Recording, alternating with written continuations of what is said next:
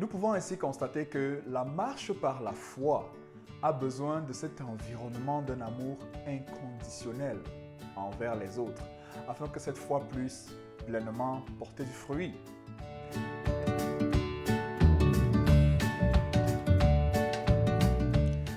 Bonjour et bienvenue à la 39e semaine de la marche par la foi.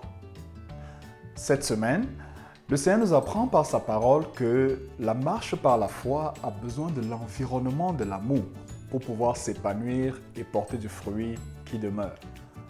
Nous pouvons faire le constat que nous traversons une génération où les relations sont bâties de plus en plus avec un intérêt.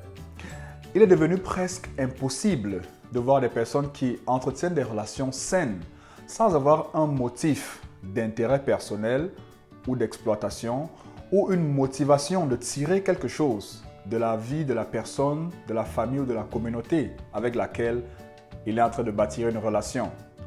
Pourtant, la parole de Dieu nous montre l'exemple de Jésus-Christ, qui est allé à la croix mourir pour nous quand nous étions encore pécheurs, démontrant ainsi un amour sans intérêt, un amour inconditionnel, qui va vers l'autre personne et lui témoigne du bien et lui fait quelque chose qui apporte de la valeur à sa vie pendant que la personne ne le mérite pas.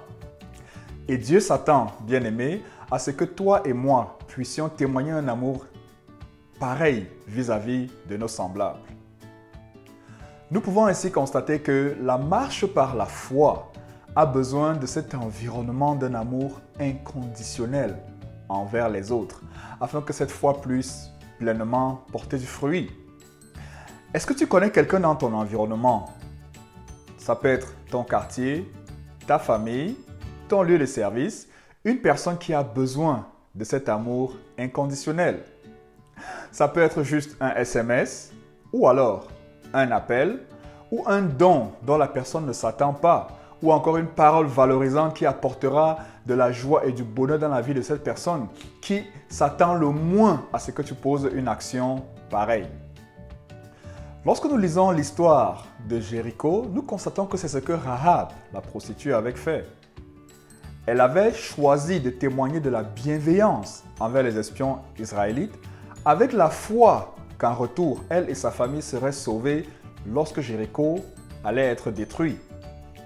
Toi également, identifie cette personne dans ton environnement.